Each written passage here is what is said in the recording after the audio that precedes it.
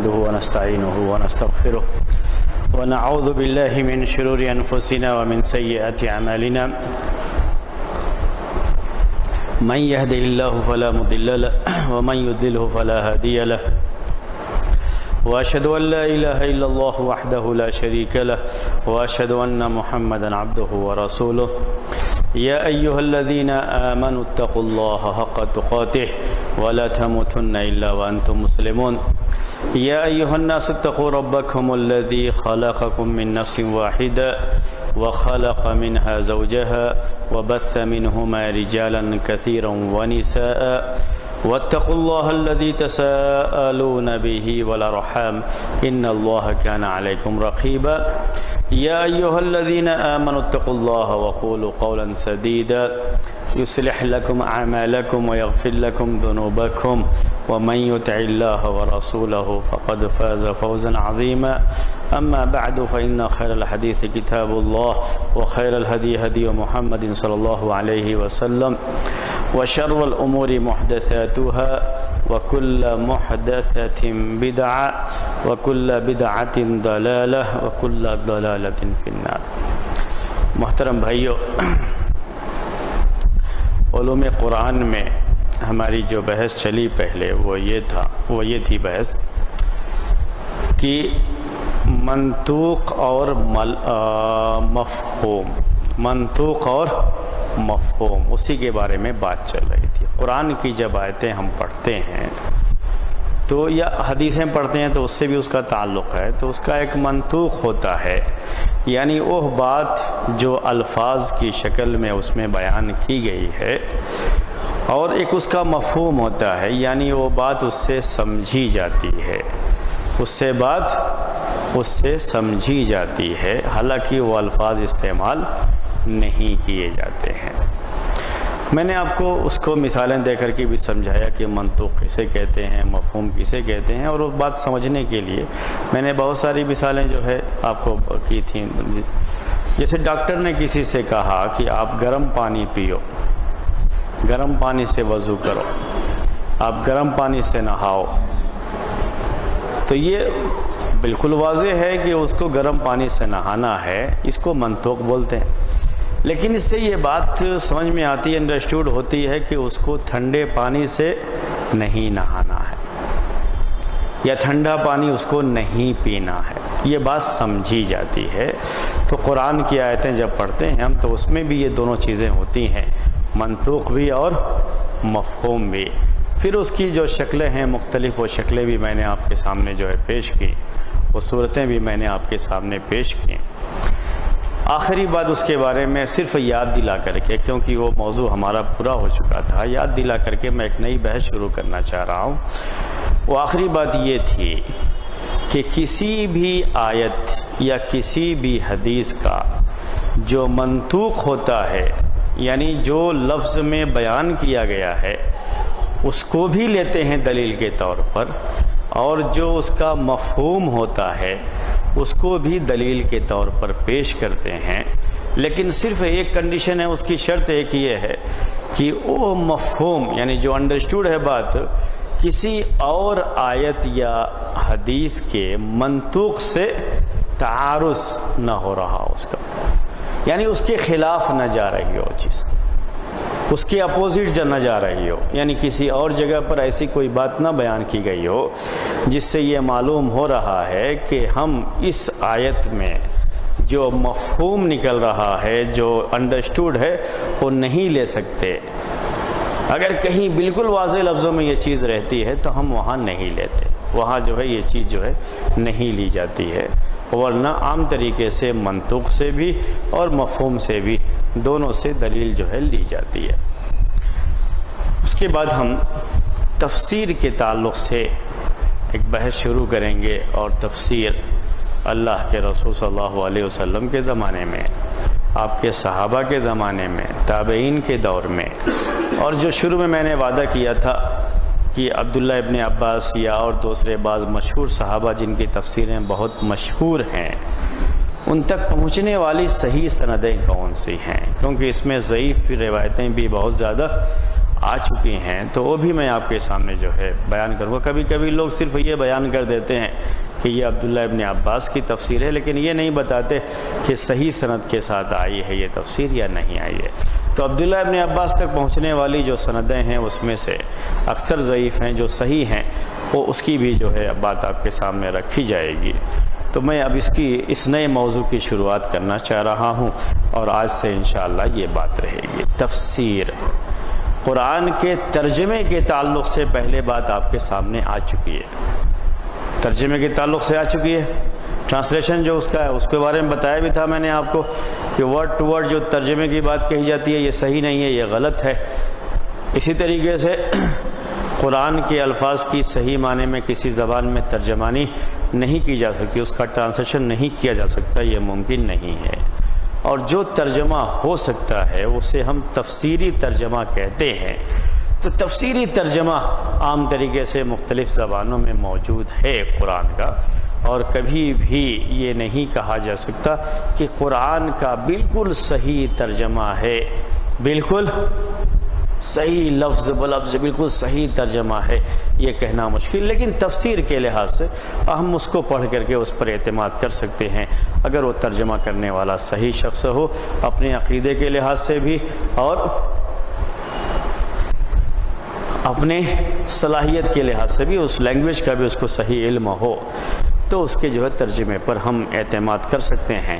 یہ بات پہلے میں آپ کے سامنے درس میں بیان کر چکا ہوں، تو آج اس نہیں بیان کرنا، یعنی ایک مفسر کی کیا کیا صفت ہونی چاہیے، مفسر کے اندر کیا کیا کنڈیشن ہونے چاہیے، اس کے بارے میں پہلے آپ کے سامنے بات جو ہے پیش کر چکا ہوں درس میں۔ آپ پرانا درس دیکھیں گے تو آپ کو وہ چیز مل جائے گی۔ آج جو وہ ترجمے کے اندر وہ چیز آ گئی تھی، اس لیے آج وہ چیز نہیں آئے گی۔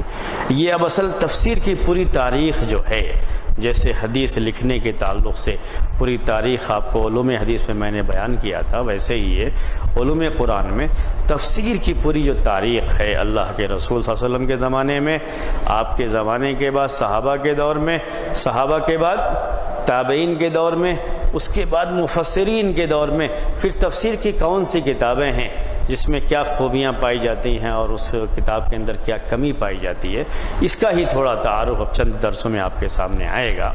یہ اصل ہے مقصد۔ بقیہ مفسر کی کیا صفت ہونی چاہیے اور کیا صلاحیت ہونی چاہیے، یہ بات پہلے میں اس کی طرف اشارہ کر چکا ہوں۔ بات آپ کے سامنے آ چکی ہے درس میں پہلے کہ پہلے اس کا صحیح عقیدہ ہونا چاہیے، صحیح منہج ہونا چاہیے، اور اس کے پاس صحیح صلاحیت ہونی چاہیے۔ اسی مفسر کی تفسیر پر ہم اعتماد کر سکتے ہیں، اس کے ترجمے پر اعتماد کر سکتے ہیں۔ اب میں یہ تاریخ بیان کر رہا ہوں تفسیر نبی صلی اللہ علیہ وسلم کے دور میں۔ قرآن کی تفسیر نبی صلی اللہ علیہ وسلم کے دور میں کس جو ہے مرحلے میں رہی، کس انداز میں رہی، کیا اس کا اسلوب تھا، کیا طریقہ تھا، یہ پہلی بات ہوگی تفسیر جو ہے اللہ کے رسول صلی اللہ علیہ وسلم کے زمانے میں۔ یہ بات بھی آپ کے سامنے آئی ہے پہلے، لیکن پھر بھی اشارہ کر دیتا ہوں اس کی طرف بھی کہ قرآن کی سب سے صحیح تفسیر وہ ہوتی ہے جو خود قرآن سے ہو۔ ترتیب اگر ہم کریں گے تو ایسے ہی ترتیب کرتے ہیں، تفسیر القرآن بالقرآن۔ پہلے نمبر پر قرآن کی تفسیر وہی ہے جو خود قرآن سے کی جائے، یعنی قرآن میں ایک جگہ وہ بات مختصر انداز میں بیان کی گئی ہے اور دوسری جگہ وہی بات تفصیل میں بیان کی گئی ہے، تو اس کی روشنی میں آپ خود قرآن سے آپ اس کی تفسیر بیان کر سکتے ہیں کہ یہ معاملہ ایسا ہوا۔ جیسے قرآن میں ایک جگہ پر ہے، اللہ تعالیٰ نے ارشاد فرمایا فَتَلَقَّى آدَمُ مِن رَبِّهِ کلمات۔ آدم علیہ السلام کے قصے کے بارے میں مشہور بات ہے یہ۔ آدم علیہ السلام کا قصہ قرآن میں کئی جگہوں پر آیا ہوا ہے، کہیں مختصر ہے اور کہیں تفصیل سے۔ تو جہاں مختصر ہے وہاں کی تفسیر آپ، جہاں تفصیل سے ہے وہاں سے کر سکتے ہیں۔ تو قرآن میں سورہ بقرہ میں یہ آیت ہے فَتَلَقَّى آدَمُ مِن رَبِّهِ کلمات۔ آدم علیہ السلام سے جب غلطی ہو گئی جنت کے اندر، جس درخت کے پاس جانے سے روکا گیا تھا اس درخت کے پاس چلے گئے، تو آدم علیہ السلام بہت پریشان ہو گئے تھے اس کے بعد آدم علیہ السلام نے اپنے رب سے کلمات حاصل کیے، یعنی اللہ تعالیٰ نے ان کو کلمات سکھائے، بتائے کہ اب غلطی کے وقت میں غلطی ہو جائے تو آپ کو کرنا کیا چاہیے، وہ بتایا۔ اب یہ کیا کلمہ ہے، کیا کلمہ سکھایا اللہ تعالیٰ نے، اس کا بیان سورہ اعراف میں، سورہ بقرہ میں نہیں، سورہ اعراف میں۔ وہ کلمہ ہے ربنا ظلمنا انفسنا وان لم تغفر لنا وترحمنا لنكونن من الخاسرین۔ ربنا ظلمنا انفسنا، اے ہمارے رب ہم نے اپنے آپ پر ظلم کیا ہے، وان لم تغفر لنا وترحمنا، اگر تو ہم کو معاف نہ کرے، تو ہم پر رحم نہ کرے تو ہم گھاٹا اٹھانے والوں میں سے ہو جائیں گے۔ یہ کلمات کس نے سکھائے؟ اللہ نے سکھائے۔ تو ہم کو یہ کیسے معلوم ہوا؟ قرآن میں ہی ہے، دوسری جگہ پر ہی ہے۔ تو قرآن کی تفسیر سب سے پہلے نمبر پر اس میں یہ چیز آتی ہے کہ قرآن کی تفسیر قرآن سے ہی کی جائے۔ قرآن میں ایک بات ایک جگہ پر مختصر انداز میں ہے، دوسری جگہ پر وہی بات تفصیل سے ہے، تو اس جگہ کی اس آیت کی روشنی میں ہم پہلی آیت کی تفسیر بیان کرتے ہیں۔ یہ قرآن کی تفسیر کی پہلی بات ہوتی ہے۔ دوسرے نمبر پہ قرآن کی تفسیر حدیث سے، اللہ کے رسول صلی اللہ علیہ وسلم نے جو قرآن کی تفسیر کی ہے وہی تفسیر۔ اور میں کہتا ہوں قرآن کی تفسیر کے تعلق سے ایک ہی لفظ میں کہ قرآن کی تفسیر صرف وہی ہو سکتی ہے جو اللہ نے کی ہے یا نہیں، بولیے، جو اللہ تعالیٰ نے کی۔ بقیہ ایک بہت جو معمولی باتیں ہوتی ہیں، پانی پیو، کھانا کھاؤ، جو زبان جاننے والا کوئی بھی سمجھ سکتا ہے، ان باتوں کو چھوڑ دیجیے۔ قرآن میں جو وہ باتیں ہیں کہ یہ پانی پی لو، کھانا کھا لو، کلو وشربو، قرآن میں نہیں، کھاؤ پیو، یہ کوئی بھی جو لینگویج جاننے والا ہے وہ تو اس کو سمجھ سکتا ہے، وہ مسئلہ نہیں۔ ان آیتوں کو آپ جو چھوڑیے، لیکن جن آیتوں کو صرف آدمی عربی زبان جاننے کی وجہ سے نہیں سمجھ سکتا، اللہ تعالیٰ نے اسے کیوں پیش کیا، اللہ تعالیٰ کی مراد کیا ہے، یہ صرف کون جانتا ہے؟ اللہ تعالیٰ ہی جانتا ہے۔ تو قرآن کی تفسیر اصل وہی ہے جو اللہ تعالیٰ کی طرف سے آئے، وہ اللہ تعالیٰ ہی جانتا ہے۔ اب اللہ تعالیٰ نے خود یہ تفسیر قرآن میں ہی کر دی ہے تو وہ پہلے نمبر پر وہی ہے۔ بہرحال دوسرے کیا ہے؟ اللہ تعالیٰ نے ہی وہ تفسیر بھی کی ہے، لیکن وہ تفسیر اپنے رسول پر اتاری، لیکن اللہ کے رسول صلی اللہ علیہ وسلم تفسیر ضرور کر رہے ہیں، لیکن یہ تفسیر آپ اپنی طرف سے نہیں کر رہے ہیں بلکہ وحی کے ذریعے سے کر رہے ہیں۔ ہم اس کو دوسرے نمبر پر ضرور بیان کرتے ہیں، لیکن صحیح بات یہ ہے کہ جو تفسیر صحیح سند سے ثابت ہے کہ اللہ کے رسول صلی اللہ علیہ وسلم نے اس کی یہ تفسیر کی ہے، اس کا مطلب یہ ہوتا ہے کہ چونکہ حدیث بھی وہی ہے تو یہ تفسیر بھی کس نے کیا ہے؟ اللہ تعالیٰ نے کیا۔ تو اللہ کا کلام ہے، اللہ اپنے کلام کی تفسیر جس میں کوئی خاص پوائنٹ ہو وہی بیان کر سکتا ہے، لیکن جو عام باتیں ہوتی ہیں، جنرل چیزیں ہوتی ہیں، ہر کوئی سمجھ سکتا ہے اس کو زبان جاننے کی وجہ سے، تو وہ باتیں تو جو بھی عربی زبان جانتے ہیں قرآن میں سے وہ سمجھ جاتے ہیں، وہ پڑھنے سے سمجھ جاتے ہیں، وہ مسئلہ نہیں ہے۔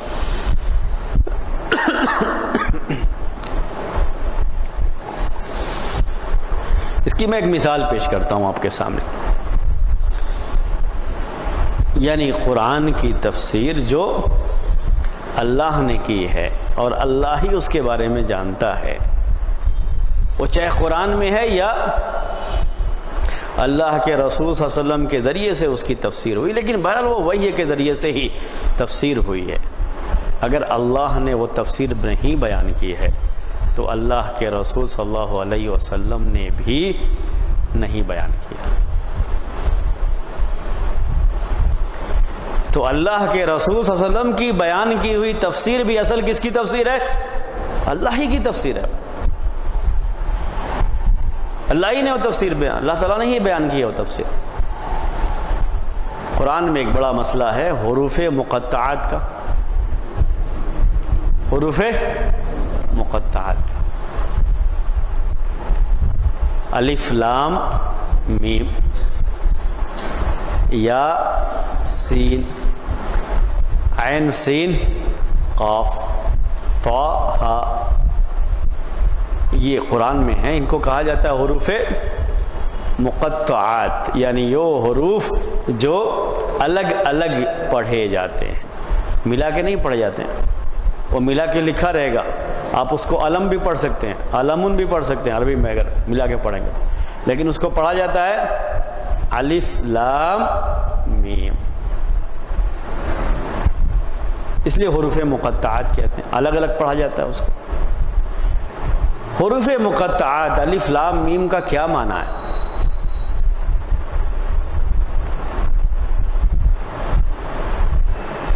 یاسین کا کیا معنی ہے؟ آپ دیکھیں گے تفسیر کی کتابوں میں لوگوں نے بہت ساری باتیں لکھ رکھی ہیں اس کے بارے میں، لیکن اس میں سے کوئی بھی صحیح نہیں ہے۔ چاہے ہم کہیں کہ وہ سورہ کا نام ہے، چاہے ہم یہ کہیں گے وہ اللہ کے رسول صلی اللہ علیہ وسلم کا نام، بہت سے لوگ یہ سمجھتے ہیں، اسی لیے طٰہٰ جو ہے بہت سے لوگ نام رکھتے ہیں کیا سمجھ کر کہ یہ اللہ کے رسول صلی اللہ علیہ وسلم کا نام، حالانکہ کہیں بھی وہ چیز نہیں ہے کہ آپ کا یہ نام ہے۔ یاسین بہت سے لوگوں کا نام ہوتا ہے یہ سمجھ کر کے کہ یہ کس کا نام ہے؟ اللہ کے رسول صلی اللہ علیہ وسلم کا نام، حالانکہ اس میں صرف ہے یا اور سین، جو ہم عربک کے الفابیٹ میں پڑھتے ہیں، حروف تہجی میں پڑھتے ہیں، وہی یا اور سین ہے، اس میں اور کچھ بھی نہیں ہے۔ بہت سے مفسرین جب یہ آیت یہ آتی ہے، حروف مقطعات آتے ہیں، تو وہاں صرف یہ لکھ دیتے ہیں اللہ اعلم بمرادہ بذلک، اس کا معنی ہوتا ہے کہ اللہ زیادہ جانتا ہے کہ اللہ کی اس سے کیا مراد ہے، ہم کو پتہ نہیں، اور سب سے بہتر طریقہ اس کا وہی ہے، کیونکہ اس کے بارے میں اللہ کے رسول صلی اللہ علیہ وسلم نے بھی کچھ بتایا نہیں۔ جب نہیں بتایا ہے تو ہم اپنی طرف سے کوئی بات نہیں کر سکتے، کیونکہ اب اللہ تعالیٰ نے کیوں اس کو بیان کیا، اس کی مراد کیا ہے، اس کے بارے میں اللہ تعالیٰ ہی جانتا ہے، اس کا کلام ہے وہی جانتا ہے اس کے بارے میں۔ تو اگر قرآن میں کہیں اس کا بیان آیا ہوتا یا حدیث میں اللہ کے رسول صلی اللہ علیہ وسلم نے بیان کیا ہوتا تو ہم اسے بیان کر سکتے تھے، اگر نہیں بیان کیا ہے تو پھر ہم کو وہاں پہ خاموشی اختیار کر لینی چاہیے۔ تو کہا جاتا ہے قرآن کی تفسیر نمبر 1 تفسیر القرآن، قرآن کی تفسیر قرآن سے ہی، نمبر 2 قرآن کی تفسیر اللہ کے رسول صلی اللہ علیہ وسلم کی احادیث سے۔ اگر میں آپ سے یہ سوال کروں کہ آپ کوئی بھی ایسی کتاب جانتے ہیں جس میں اللہ کے رسول صلی اللہ علیہ وسلم نے جو تفسیر کی ہے قرآن کی، وہ تفسیر موجود، یعنی تفسیر الرسول، تفسیر الرسول، تفسیر ابن کثیر تو آپ سنے ہیں، تفسیر طبری تو سنے ہیں، تفسیر ابن عباس بھی بعض لوگ جو ہے وہ الگ سے چھاپے ہوئے ہیں، وہ بھی جو ہے آپ سنیں گے نام جو ہے، لیکن کہیں سنا ہے آپ نے تفسیر الرسول؟ نام تو سنا نہیں ہے،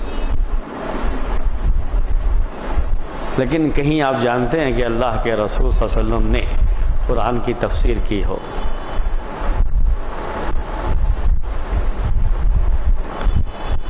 ہاں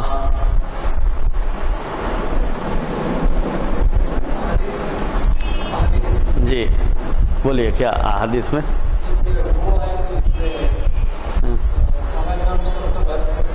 جی ہاں جی لیکن وہ تو حدیث میں ہے، میں وہ اس کا تفسیر کی کتاب اللہ کے رسول صلی اللہ علیہ وسلم کے کوئی سنے ہیں آپ؟ میں کتاب پوچھ رہا ہوں،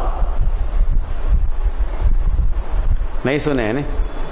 نہیں سنے، جبکہ اللہ کے رسول صلی اللہ علیہ وسلم کی یہ ذمہ داری ہے، یعنی آپ کی رسپانسبلٹی جو آج کے زبان میں کہنا ہو تو یہی ہے کہ جو کتاب آپ پر نازل کی گئی ہے اسے آپ لوگوں کے سامنے بیان کریں۔ قرآن میں ہے نا یہ لِتُبَيِّنَ لِلنَّاسِ مَا نُزِّلَ إِلَيْهِ، قرآن میں اللہ تعالیٰ کا یہ حکم ہے اپنے رسول کے لیے کہ ہم نے اس کتاب کو، ذکر کو آپ کے پاس نازل کیا ہے تاکہ آپ بیان کریں لوگوں کو، لِتُبَيِّنَ لِلنَّاسِ مَا نُزِّلَ إِلَيْهِ، جو ان کے اوپر نازل کیا گیا ہے آپ ان کو بیان کریں، اس کو واضح کریں۔ عربی میں تبیین یہ تفسیر ہی اس کے معنی میں ہوتا ہے، واضح کرنا، ایکسپلین کرنا، وہ اس کے اندر آتا ہے لفظ کے اندر معنی۔ کوئی بھی ایسی چیز اگر قرآن میں ہے جو ان کو سمجھ میں نہیں آئی تو یہ کام آپ کو ان کے لیے کرنا ہے، یہ اللہ کے رسول صلی اللہ علیہ وسلم کی ذمہ داری تھی، اور یہ ذمہ داری اللہ تعالیٰ نے اپنے رسول کو دی ہے، اور یہ بیان بھی اللہ تعالیٰ ہی کی طرف سے آتا ہے، اور اسی کی روشنی میں اللہ کے رسول صلی اللہ علیہ وسلم کو بیان کرنا ہے۔ یہ کس کے سامنے؟ صحابہ کرام کے سامنے۔ وہ قرآن کی مشہور آیت جو شروع میں ہم نے آپ کو بتائی تھی، جب قرآن لکھنے کے تعلق سے باتیں تھیں، قرآن کے نازل ہونے کے تعلق سے باتیں چل رہی تھیں، اس میں یہ تھا کہ اللہ کے رسول صلی اللہ علیہ وسلم جب قرآن نازل ہوتا تو اپنے ہونٹ کو حرکت دیا کرتے تھے جلدی سے یاد کرنے کے لیے۔ تو قرآن میں اللہ تعالیٰ نے آیت نازل فرمائی لا تحرک بہ لسانک لتعجل بہ، آپ اپنی زبان کو جلدی والی حرکت مت دیجئے تاکہ جلدی سے آپ اس کو یاد کر لیں، نہیں، اس میں یہ ہے کہ فَإِذَا قَرَأْنَاهُ فَاتَّبِعْ قُرْآنًا، جب ہم اس کو پڑھ رہے ہیں، یعنی جبرائیل علیہ السلام وحی لے کر کے آتے ہیں، اس کو پڑھتے ہیں تو آپ اس کو پڑھنے کو سنیے، اسے فالو کیجئے۔ إِنَّ عَلَيْنَا جَمْعَهُ وَقُرْآنًا، ہماری ذمہ داری ہے اس قرآن کو اکٹھا کر دینا، آپ کے سینے میں اس کو جمع کر دینا اور اس کا آپ کی زبان سے پڑھوا دینا، یہ ہماری ذمہ داری ہے۔ اللہ تعالیٰ نے کہا، یہ تو پہلے آئی تھی بات جمع کرنے، اب اس میں آگے کیا ہے؟ ثُمَّ إِنَّ عَلَيْنَا بَيَانًا، یہ آج کے درس کی بات، پھر ہماری ذمہ داری ہے اس کو بیان کرنا۔ تو قرآن میں جو چیزیں ضرورت ہے جس کی تفسیر کی، جیسے میں نے آپ کو شروع میں بتایا کہ ایسی چیزیں جو آدمی زبان جاننے کی وجہ سے جان سکتا ہے، اس کی شرح کی کوئی ضرورت نہیں ہوتی، اس کو بیان کرنے کی ضرورت، کوئی تفسیر کی کوئی ضرورت نہیں ہے، ان کو چھوڑ کر کے جن چیزوں کو بیان کرنے کی ضرورت ہے، یہ اللہ تعالیٰ نے خود اپنے رسول سے کہا کہ یہ ہماری ذمہ داری ہے کہ ہم اس کو بیان کریں۔ تو تفسیر قرآن کی کون کرے گا؟ اللہ تعالیٰ۔ اللہ کے رسول صلی اللہ علیہ وسلم بھی جو تفسیر کریں گے وہ کس کی تفسیر ہے؟ قرآن کی تفسیر ہے، جو اللہ کی تفسیر ہوگی، اللہ تعالیٰ کی طرف سے نازل کی گئی وحی کی روشنی میں وہ تفسیر ہے۔ اسی لیے دوسرے نمبر پر یہ بات کہی جاتی ہے، یعنی جیسے ہم کہتے ہیں قرآن کی تفسیر قرآن سے، قرآن کی تفسیر حدیث سے، دونوں کو ملا کر کے ہم ایک لفظ میں کہہ سکتے ہیں قرآن کی تفسیر وحی سے۔ اللہ تعالیٰ کی طرف سے جو وحی آئی اس کی روشنی میں قرآن کی تفسیر بیان کی جائے۔ اب ایک بچہ یہاں پہ نماز پڑھ رہا ہے، میں آپ سے سوال کر رہا ہوں، بچہ نماز پڑھ رہا ہے، قرآن میں کیا ہے؟ بولیے، اقیموا الصلاۃ، نماز قائم کرو، اس کی تفسیر کیا ہے؟ اب بچہ جو نماز پڑھ رہا ہے یہی اس کی تفسیر ہے یا نہیں؟ نماز قائم کرو، کیسے نماز قائم کریں گے وہ قرآن میں کہیں بیان نہیں کیا گیا۔ یہ کس نے بیان کیا؟ اللہ کے رسول صلی اللہ علیہ وسلم نے کیسے بیان کیا؟ نماز پڑھ کے بیان کیا. نماز پڑھ کے آپ نے اس کو بیان کیا. یہ اس کی تفسیر ہے. اور یہ تفسیر کہاں سے آئی؟ نماز کا طریقہ کس نے بیان کیا ہے؟ اللہ تعالیٰ نے بیان کیا. تو اب کبھی آپ یہ مت ڈھونڈنے جائیے کہ اس نام سے کوئی تفسیر کی کتاب ہے، تفسیر الرسول صلی اللہ علیہ وسلم. حدیث کی اتنی موٹی موٹی کتابیں، یہ سب کی سب کیا ہے؟ تفسیر الرسول ہے. یہی ہے رسول کی تفسیر. جو تفسیر کی ہے اللہ کے رسول صلی اللہ علیہ وسلم نے قرآن کی، اس تفسیر کی اب بتا رہا ہوں دو قسمیں ہیں. ایک کو تفسیر قولی کہتے ہیں، یعنی جو آپ نے زبان سے اس کی تفسیر کی، بتایا زبان سے کہ اس کے معنی یہ ہیں، اس کا مطلب یہ ہے، تفسیر قولی. اس کے بارے میں بھی اللہ کے رسول صلی اللہ علیہ وسلم کی احادیث موجود ہیں. اور حدیث کی کتابوں میں صحیح بخاری اٹھائیں گے تو صحیح بخاری میں ایک کتاب کتاب التفسیر کے نام سے، کتاب التفسیر. صحیح مسلم میں ایک کتاب کتاب التفسیر. جامع الترمذی میں ایک کتاب کتاب التفسیر. جیسے اس میں کتاب الایمان ہے، کتاب الطہارہ ہے، کتاب الصلاۃ ہے، ویسے ہی کتاب التفسیر ہے. کتاب التفسیر میں وہ حدیثیں پیش کی جاتی ہیں جو اللہ کے رسول صلی اللہ علیہ وسلم کی قولی تفسیر ہے، جو آپ نے اپنی زبان سے قرآن کی آیتوں کی تفسیر کی ہے. یہ تفسیر کتاب التفسیر میں وہ حدیثیں آپ کو ملیں گی. جو حدیث کی کتابیں ہیں اس میں کتاب التفسیر میں. دوسری ہے قسم اللہ کے رسول صلی اللہ علیہ وسلم کی تفسیر کی، اور یہی زیادہ ہے، وہ تفسیر عملی ہے. تفسیر عملی یعنی عملی لحاظ سے آپ نے اس کی تفسیر کر کے بتا دیا. یہ آیت اس کا مطلب یہ، اقیم الصلاۃ کا مطلب یہ ہے.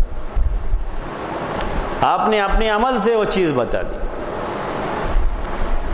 وَأَتِمُّوا الْحَجَّ وَالْعُمْرَةَ لِلَّهِ، حج اور عمرے کو اللہ کے لیے مکمل کرو. آپ نے اس کو اپنے عمل سے تفسیر کر دیا. اور یہ تفسیر زیادہ ہے، اور یہ تفسیر حدیث کی کتابیں ہیں. حدیث کی کتابوں میں آپ کو زیادہ احادیث یہی ملیں گی جو قرآن کی عملی تفسیر ہے. اور اللہ کے رسول صلی اللہ علیہ وسلم کی پوری زندگی قرآن کی عملی تفسیر ہے. اب سمجھ میں آ گئی آپ کو کہ تفسیر الرسول، ورنہ یہ مسئلہ کہ کیا ضرورت ہے ترتیب بیان کرنے کی، رسول کی تفسیر تو کہیں ہے نہیں.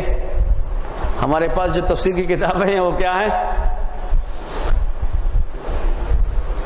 اسی لیے یہ بات ہمیشہ ذہن میں رکھیں آپ کو. کبھی بھی یہ منہج کی بات ہوتی ہے یہ، اور اہم بات ہے تفسیر کے تعلق سے. کبھی بھی تفسیر، کبھی بھی آپ یاد رکھ لیجئے، کوئی بھی شخص حدیث کی کتابیں چھوڑ کر کے قرآن کی تفسیر بیان نہیں کر سکتا. اگر کیا ہے تو سمجھو کہ غلط، کیونکہ قرآن کی تفسیر کی جو شکل ہے وہ کیا ہے؟ قرآن کی تفسیر قرآن سے، قرآن کی تفسیر اللہ کے رسول صلی اللہ علیہ وسلم کی احادیث، آپ کے ذریعے سے جو تفسیر ہوئی ہے. کیونکہ آپ کی یہ ذمہ داری تھی، اللہ تعالیٰ نے آپ کو یہ ذمہ داری کی جو ہم نے آپ کو نازل کی، آپ لوگوں کو بیان کیجئے. آپ نے بیان اپنی زبان سے بھی کیا ہے اور اپنے عمل سے بھی کیا ہے. یہ پورا بیان معلوم ہونا ضروری ہے. اس کے پہلے جب مطلق اور مقید کی بات چل رہی تھی آپ کے سامنے، تو کچھ مثالیں آپ کے سامنے آئی تھیں. اب وہ مثال میں، اب یہ عمل والی بات اور وہ مثال قرآن کی تفسیر، وہ آپ کے سامنے دونوں بیان کرتا ہوں. اللہ کے رسول صلی اللہ علیہ وسلم کی زندگی میں کیا چیز رہی اور وہ دونوں کی روشنی میں بیان کرتا ہوں. جہاں وضو کا بیان قرآن میں آیا ہوا ہے وہاں یہ ہے کہ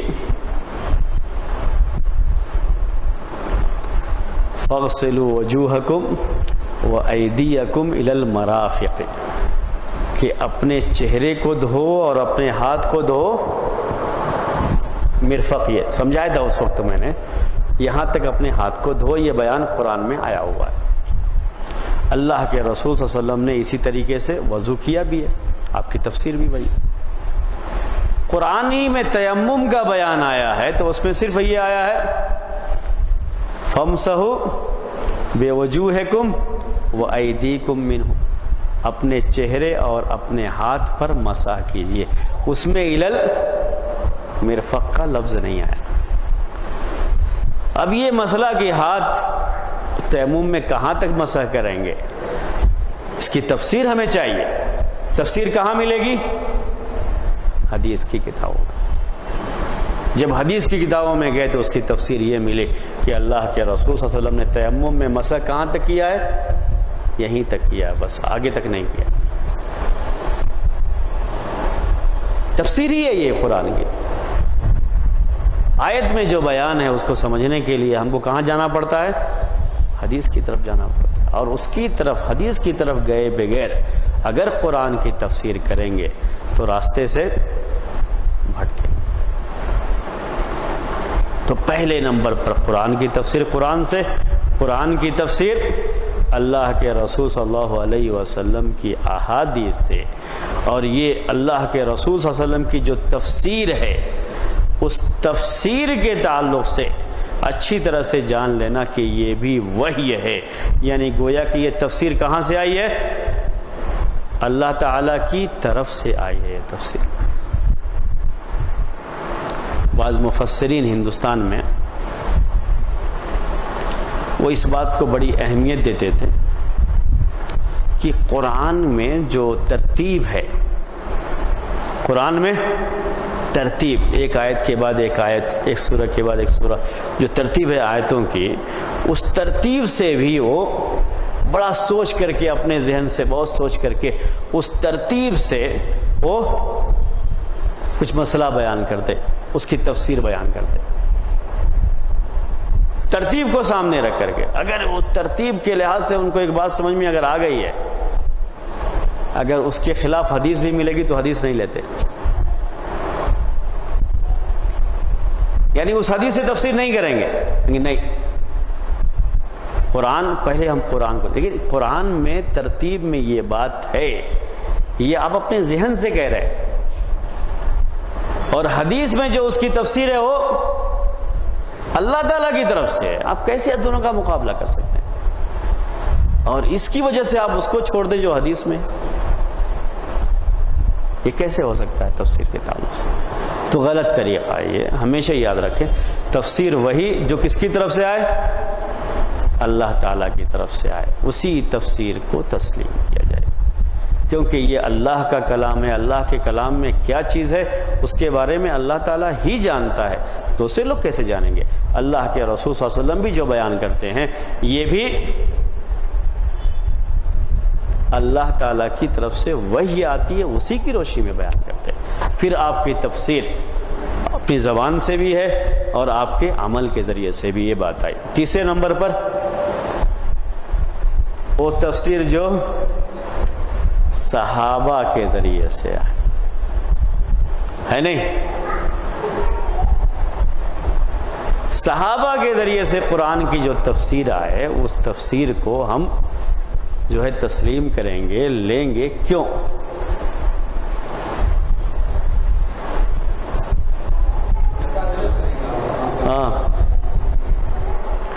وہاں یہ مسئلہ آتا ہے، کیوں ہم کہتے ہیں کہ صحابہ کی تفسیر کی اہمیت ہے؟ وہی آج اگر کوئی کہتا ہے، بڑے سے بڑا عالمی کیوں نہ کہتا ہے، تو اس کی وہ اہمیت نہیں جو کس کی اہمیت ہے؟ ایک صحابی نے جو تفسیر کیا اس کی اہمیت ہے۔ کیوں؟ اصل یہاں بھی وہی کا مسئلہ آتا ہے، اصل بات وہی ہے یہاں پر بھی، یعنی کوئی اور بات نہیں ہے، مسئلہ یہاں پر بھی وہی ہے۔ ایک صحابی نے جو تفسیر کیا ہے اللہ کے رسول صلی اللہ علیہ وسلم سے، اس سلسلے میں کوئی بات ہم کو جو ہے حدیث کی کتابوں میں نہیں ملتی، لیکن وہ صحابی کا ایک قول ملتا ہے۔ تو صحابی نے تفسیر قرآن کی یہ کس سے سن کر کیا ہوگا؟ اللہ کے رسول صلی اللہ علیہ وسلم سے سن کر کیا۔ تو اس کا مطلب ہوا کہ اس کا بھی سلسلہ کہاں سے جڑ رہا ہے؟ وحی سے جڑ رہا ہے، اسی لیے اس تفسیر کو بھی اہمیت دی جائے، اس کو بھی باقاعدہ۔ لیکن یہ بھی سب حدیث کی جو تفسیر ہوتی ہے اس میں یہ ضروری ہے کہ وہ ثابت ہونا چاہیے، یعنی حدیث صحیح ہونی چاہیے۔ اسی طرح سے کسی صحابی کی تفسیر ہے تو وہ صحابی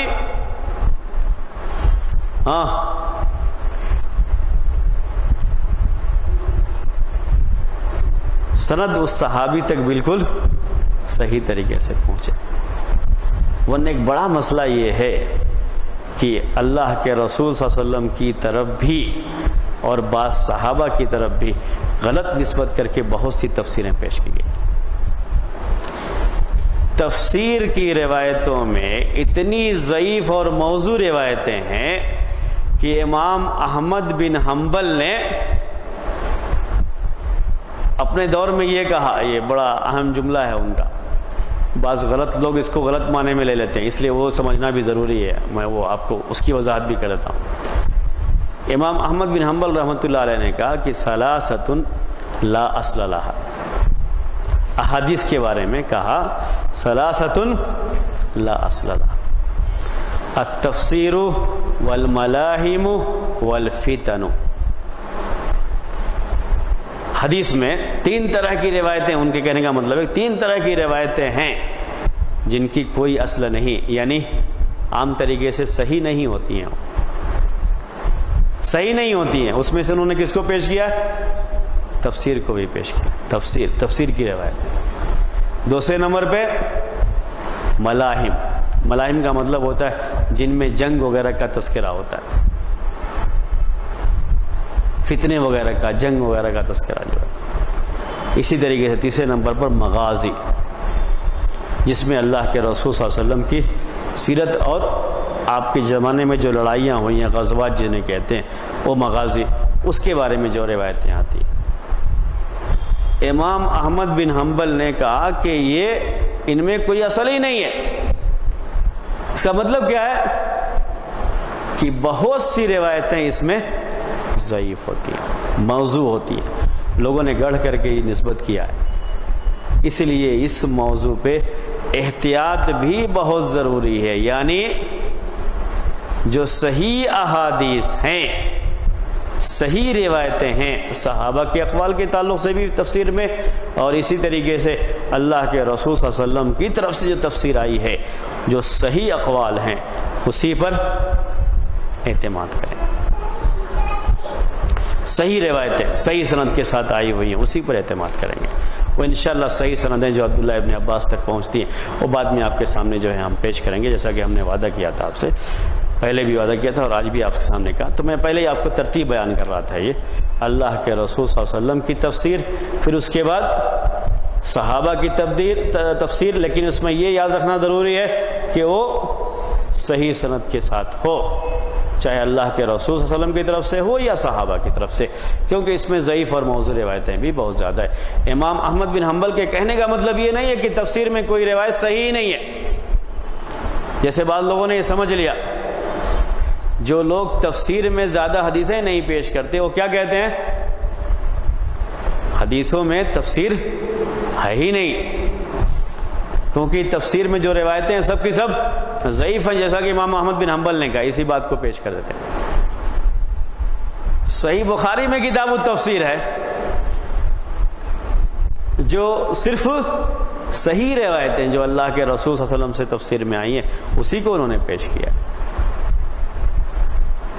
تو صحیح روایتیں بھی ہیں تفسیر میں، خود اللہ کے رسول صلی اللہ علیہ وسلم کی طرف سے بھی اور آپ کے صحابہ کی طرف سے بھی، لیکن ضعیف روایتیں بھی بہت آئی ہیں، ہم اس کا انکار نہیں کرتے، اور اسی کا اور یہی مطلب ہے امام احمد بن حنبل کے اس قول کا۔ جو یہ بات جو ہے اس میں ایک بات اور ذہن میں رکھیں، صحابی کی تفسیر کے بارے میں کب ہم اس کے اوپر اعتماد کرتے ہیں اور کیوں اعتماد کرتے ہیں، وہ بات میں نے آپ کو سمجھائی کہ کیوں اعتماد کرتے ہیں، کیونکہ صحابی کی تفسیر میں کہیں نہ کہیں یہ بات آتی ہے کہ یہ تفسیر کس سے سنا ہوگا؟ اللہ کے رسول صلی اللہ علیہ وسلم سے۔ اسی لیے محدثین اس میں یہ شرط لگاتے ہیں اس کے قبول کرنے کے لیے کہ اس صحابی نے اہل کتاب سے علم نہ حاصل کیا، یعنی پہلے کی جو کتابیں تھیں وہ خود نہ پڑھا ہو، یا کسی ایسے شخص سے جو اہل کتاب میں سے ہے اس سے یہ باتیں نہ سنی، اس کو اسرائیلیات کہتے ہیں۔ اگر سنا ہوگا تو پھر اس صحابی کی تفسیر کو وہ اہمیت نہیں حاصل ہوتی، کیونکہ پھر اس میں یہ شبہ آ جاتا ہے کہ کہیں اس نے پچھلی کتابوں کی روشنی میں تفسیر نہ کر دی، تو وہ یقین کا پہلو اس میں نہیں آتا کہ یہ تفسیر کس کی طرف سے ہے، اللہ تعالیٰ کی طرف سے، کیونکہ آپ جانتے ہیں تورات انجیل کے بارے میں کہ اس میں بہت ساری تبدیلیاں کر دی گئی، وہ یقین کا وہ پہلو حاصل نہیں ہوتا۔ اہل کتاب میں بھی بہت سی من گھڑت چیزیں آ گئی تھی، تو ان سے سن کر کے اگر کوئی بات کہہ دیے تفسیر میں تو یقین کا وہ پہلو نہیں آتا کہ یہ تفسیر کس کی جانب سے ہے، اللہ تعالیٰ کی جانب سے۔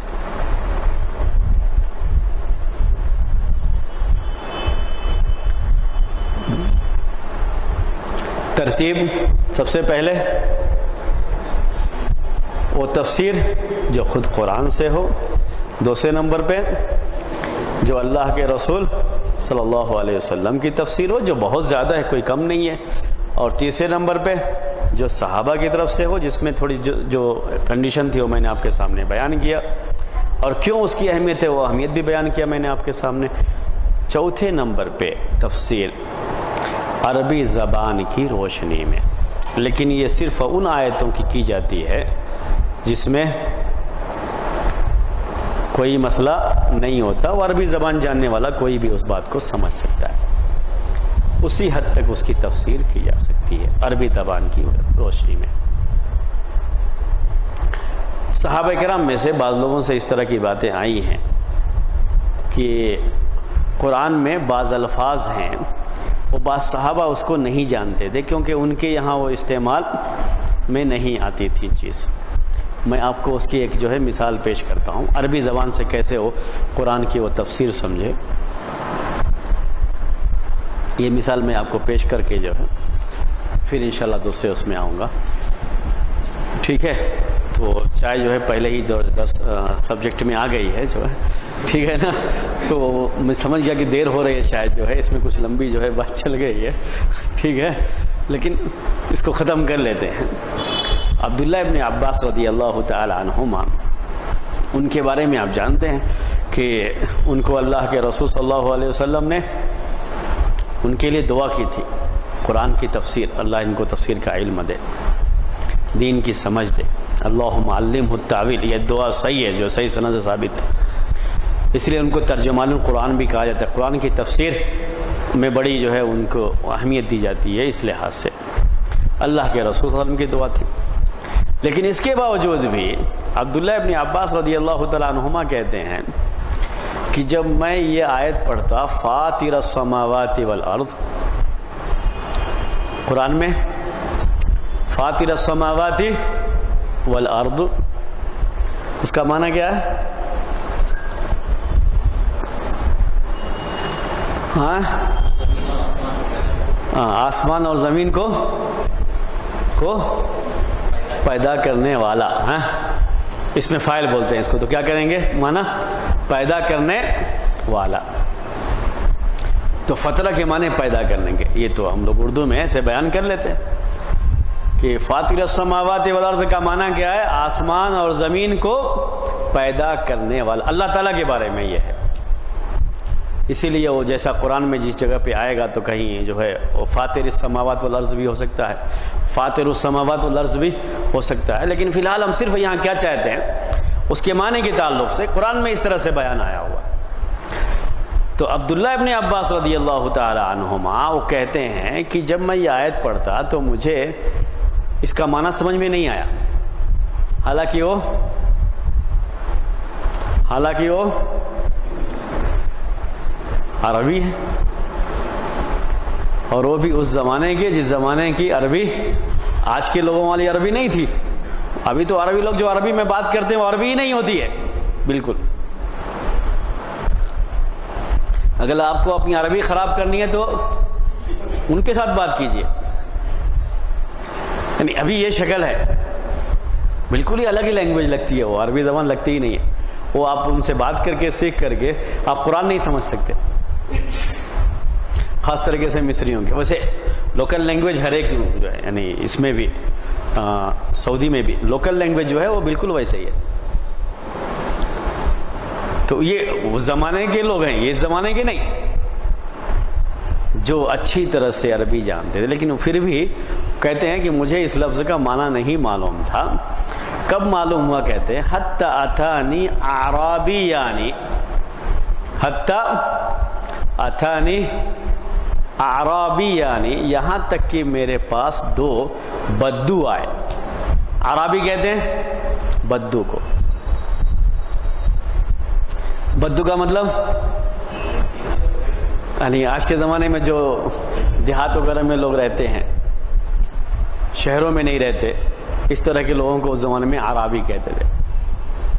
اور بڑا فرق ہے، آج شہر میں لوگ اچھی زبان بولتے ہیں اور دیہات میں اچھی زبان نہیں بولتے. شہر میں اچھے پڑھے لکھے لوگ اور اچھی زبان بولنے والے لوگ ہوتے ہیں، لیکن دیہات میں لوگ اچھی زبان نہیں بولتے. اس زمانے میں الٹا